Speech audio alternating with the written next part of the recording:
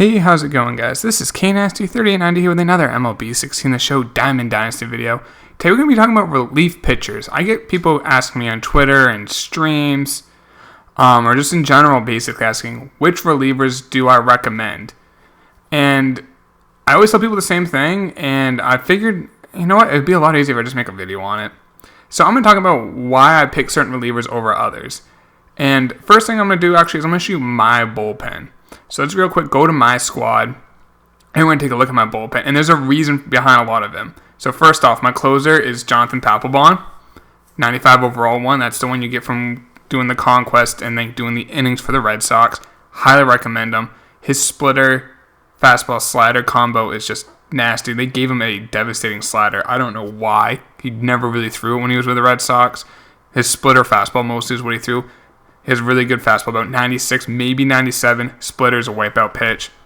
Same with the slider. Jeurys Familia, I literally just picked him up. I'm actually kind of working towards the Mets collection, so I'm using him. Pretty good stuff. His sinker is like 97. Look at that velocity, look at that break. But you can see, I'm going to get to this in a minute. He's normally an 86. Today he's an 81. Moving on, Billy Wagner. Diamond version, the 93 one. You get this for doing the Astros collection. He's a flashback. Best left-handed pitcher, reliever in the game. Arguably, maybe the best left-handed pitcher. Maybe Chris Sale. I don't know. A lot of people don't like lefty starters. I personally don't. And he's probably the best lefty reliever in the game. So, arguably the best lefty. Moving on, I have Chris Sale. Rookie Chris Sale. Everyone should have him. Very easy. Just collect 25 White Sox. Very, very cheap. Dominant lefty. Throws hard. Wipeout slider. Solid changeup. Great hits per nine. Amazing K per nine. Greg Holland. He's a free agent gold, so he's really cheap. He's like right around 2,000 stubs. He's a lot like the Papelbon.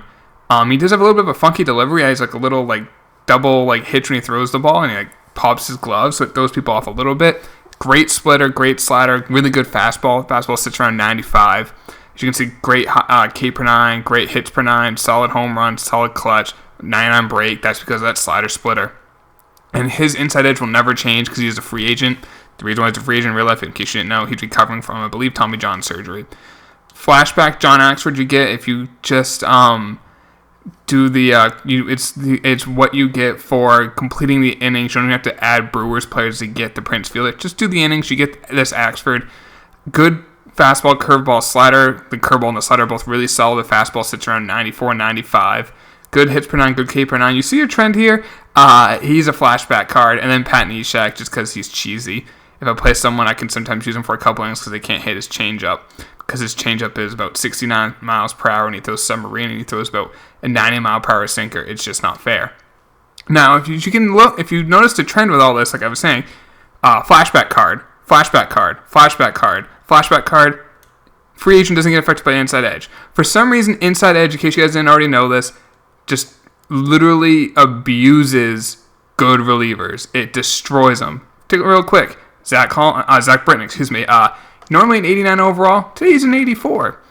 Lovely. Let's go to the Red Sox. So they have a couple good ones. Kimbrel, normally a 93. Now he's an 88. Koji, normally an 87. Now today he's a 79. And this is just a one-day thing. Miller's an 89. Betances an 89. Chapman's an 88. Real quick, let's take a look at Chapman's price because I'm going to come back to this in a second. 10,000 stubs for this Chapman. Let's look at some other relievers real quick. Now, like the silver ones, don't get a huge hit, or gold ones don't get a huge hit. Sometimes actually get a good boost. But I know the great ones get just outright destroyed. Now, Wade Davis actually does have a plus today, which is good. No, that's very rare. I mean, yes, most people, they're not a 5-star reliever. As we're just going along here, because I do want to show you guys something real quick. As we're going to keep going through. So there's the Familia that I have. He's an 81 today. Now, it doesn't affect the velocity or how well the player, the pitches are. What it affects are hits per nine, Ks per nine, walks, and home runs per nine. That's what it affects their rating. So it doesn't they won't throw any harder or throw a little softer or harder depending on their inside edge rating. Now, we need to go to the Reds. And I went by him because I want to show you. Remember, I said 10,000 stubs roughly for that Chapman. Well, this Chapman's the same overall, but he's a flashback, and flashbacks obviously don't get affected by inside edge. And he's going for about 25,000. And you're thinking, why would I pay the extra 15,000? Well, he's never going to get screwed over by inside edge, and I actually think that's worth it. So obviously some options you can use. I would always say go for the inside edge relievers. And if you're wondering what are some other inside edge other than the ones that I'm using, and I'm going to go over a couple solid options real quick. And if you guys have any other ones, let me know. I've used some of these in Battle Royale. That's why I'm recommending these. The Broxton right here is a good one. This Kenley Jansen, who's an 87. The normal one is a 93, but today he's an 83. So this flashback one's be even better. And he's always going to be an 87, and he's going to be cheaper. 10,000 stubs. This one right here is going for 14. He's a little cheaper, and you know what he's going to be every single day. That's some other relievers. Goose Gossage here. I'm not sure if you can actually buy this one. You cannot. The other ones, there's a 92 and an 85 you can buy. I mean, this Romo, I've used him. Doesn't throw overly hard. An amazing card. He does go for 43,000. But if you have the stubs, I highly recommend that card. I liked him a lot. Jim Johnson here. A good sinker ball if you like a good sinker. Also has a curve and a changeup. The 84 Jabba is very good. And he also has 50 stamina, which a lot of people like. And this Rodney, I've heard good things about him because he has good home runs per 9, good hits per 9, good clutch. Like everything there is really solid. Has a 2-seamer, a changeup, a 4-seamer, and a slider. So he has a slider and a changeup, which kind of, the sliders are good against righties, the changeup's good against lefties, and he does throw hard. So that's a very good card as well. Now they are a little more expensive because people know like they won't change. However, it's nice knowing you don't like you. Sometimes I will literally take out like a really good reliever, or I used to until I started changing it up. Here's a Goose Gossage you can buy that's like 83 overall, and he's like 7,000 stubs because he has good pitches and he's a good player.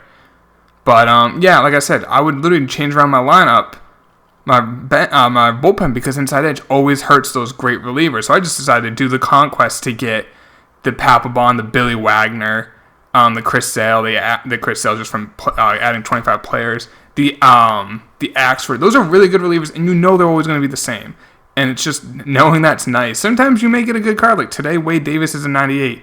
I'd say 1 out of every 7 or 8 days that happens.